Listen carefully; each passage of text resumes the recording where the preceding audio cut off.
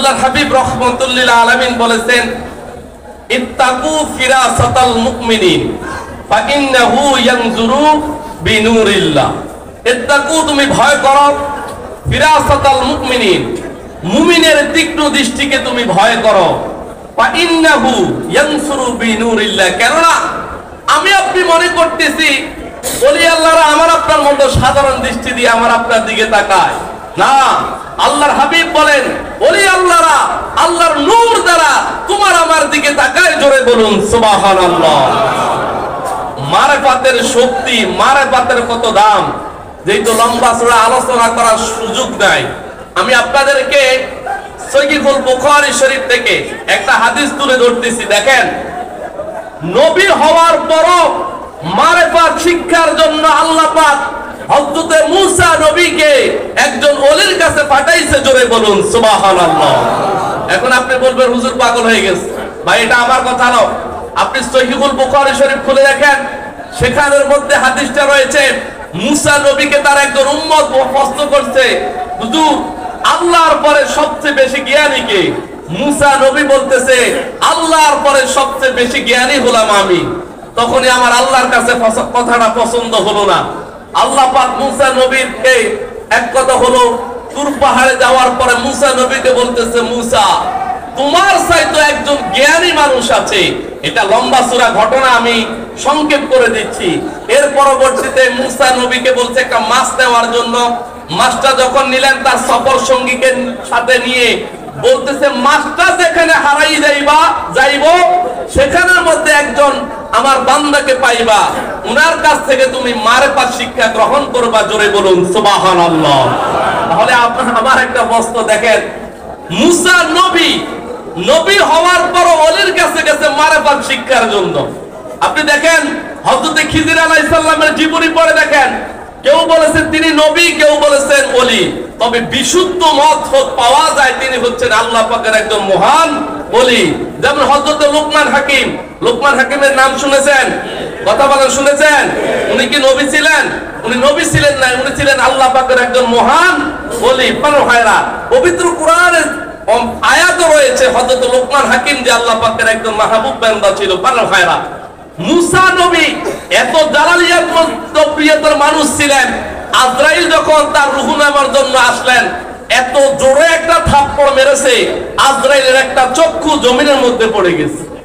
শুধু কেবল তাই নয়, সহিহ মুসলিম শরীফ খুলে দেখেন, আজরাইলের এই চক্ষুটা যখন দুনিয়ার এক কথা হলো জমিনে পড়ে গেছে টপ টপ করে, সেখানে হাদিসে রয়েছে রক্তগুলো টপ টপ করে জমিনের মধ্যে ঝরে পড়েছে।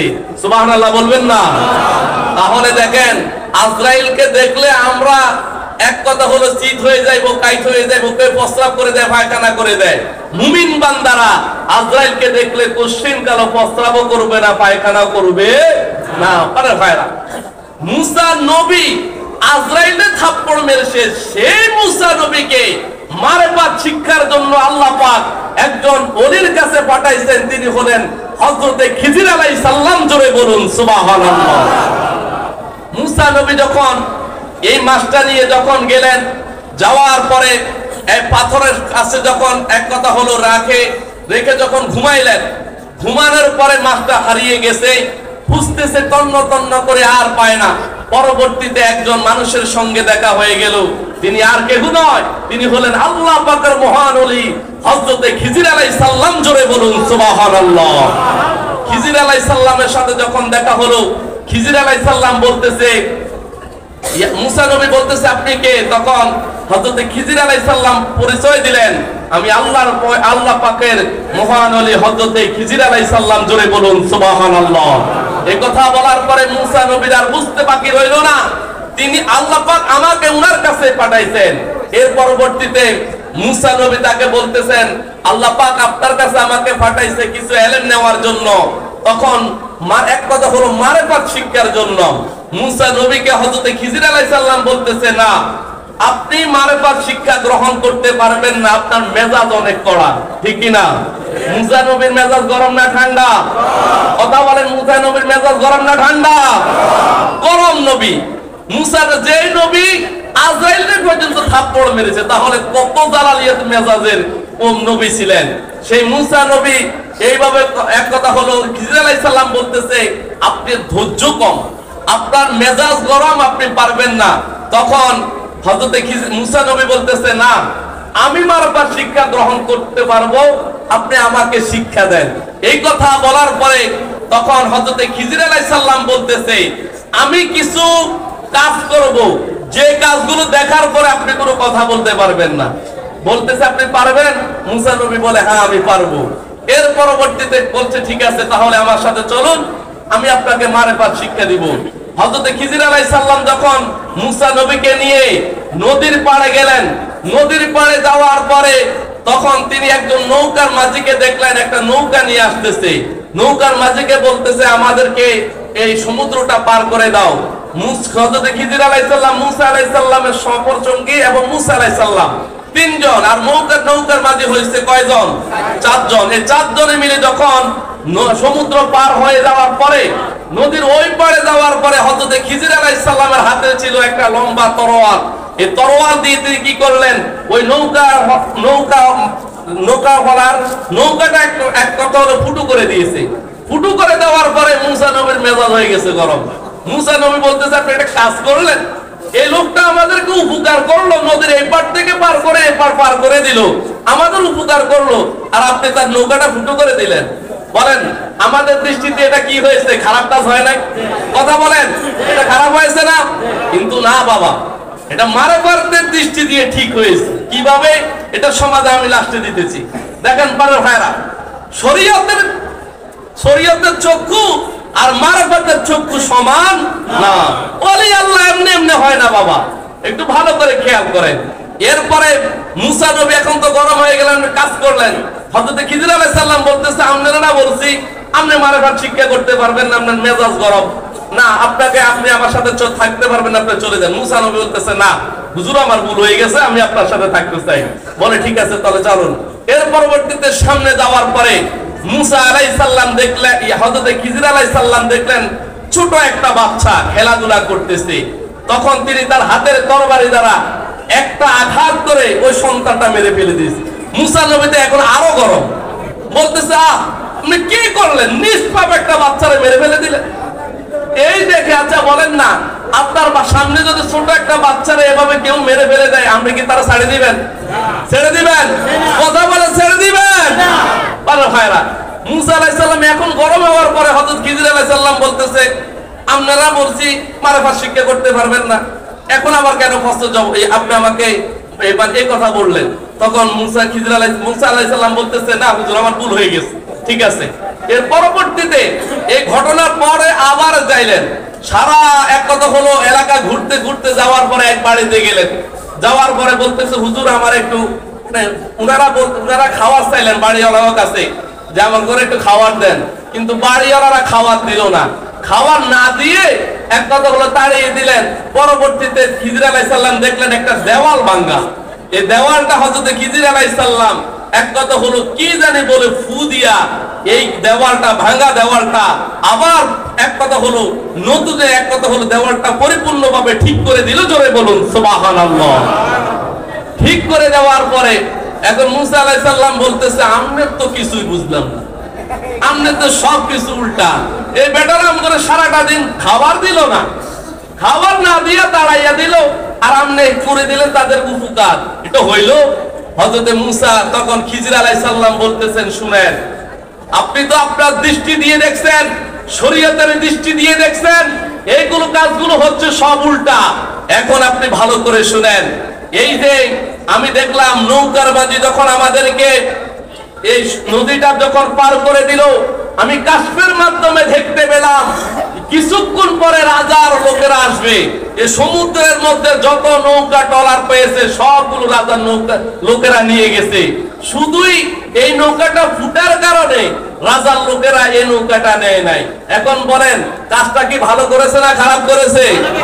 গরিব মানুষ। হযরত খিজির আলাইহিস সালাম বলতেছে লোকটা গরিব, এখন তিনি এটারে আবার মেরামত করে আবার চালাইতে পারবে, কিন্তু রাজার লোকেরা যদি একবারে নিয়ে যাইতো, লোকটার কোনো আর উপায় বুদ্ধি ছিল? রিজিক তার, এটাই তো তার সঞ্চয় ছিল। এক কথা হলো এটা দিয়ে তো তিনি সংসার চালাইতেন। এটা যদি নিয়ে যাইতো তাহলে কি লোকটা আর এক কথা হলো রিজিক রোজগার করার সুযোগ আর ছিল? মানে হয় না। শরীয়তের দৃষ্টি দিয়ে এটা হচ্ছে উল্টা, কিন্তু এখন মারফাতের দৃষ্টি দিয়ে এটা হয়ে গেছে কি ভাবদা। দেখছেন এখন লোকটার উপকার হয়েছে না ক্ষতি হয়েছে? মানে হয় না।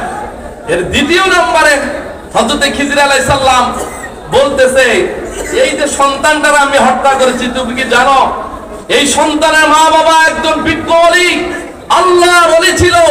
আমি দেখলাম এই সন্তানটা যখন বড় হবে, বড় হওয়ার পরে সন্তানটা এত পাপ করবে, এত পাপ করবে, যে পাপের কারণে তার মা বাবা জাহান্নামী হয়ে যাবে। এই জন্য আমি আমার তরবারি দ্বারা তাকে এক কথা হলো মেরে ফেলে দিয়া তাকেও জান্নাতে পাঠাইলাম, তার মা বাবাকে জান্নাতে পাঠাইলাম। জোরে বলুন সুবহানাল্লাহ। এর পরবর্তীতে হযরতে খিজির আলাইহিস সালাম বলতেছেন, দেখো এই সমাজের মানুষগুলো আমাদেরকে খাবার দেয় নাই, ঠিক তোমার দৃষ্টিতে এটা ঠিক, কিন্তু আমি দেখলাম এই দেওয়ালটা হচ্ছে একজন এতিম মানুষের, তার সম্পদটা, এই দেওয়ালের পিছনে কিছু সম্পদ আছে মাটির নিচে লুকানো, যেগুলো অপর মানুষেরা চুরি করে নিয়ে যাবে।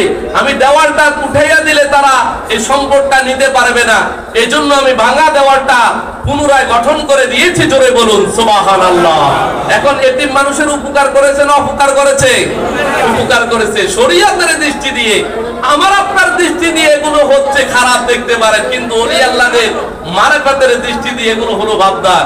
এজন্য বড় ভাইরা, আল্লাহর হাবিব বলেছেন, ইত্তাকু, তুমি ভয় করো, ফিরাসাতাল মুমিনিন, মুমিনের তীক্ষ্ণ দৃষ্টিকে তুমি ভয় করো। ফাইন্নাহু ইয়ানজুরু বিনুরিল্লাহ, কেননা আল্লাহর ওলিরা তোমার আমার সাধারণ দৃষ্টি দিয়ে তোমার দিকে তাকায় না, আল্লাহর ওলিরা আল্লাহর নূর দ্বারা দেখতে পায়। জোরে বলুন সুবহানাল্লাহ। নাম বলবো না, নাম বলবো না।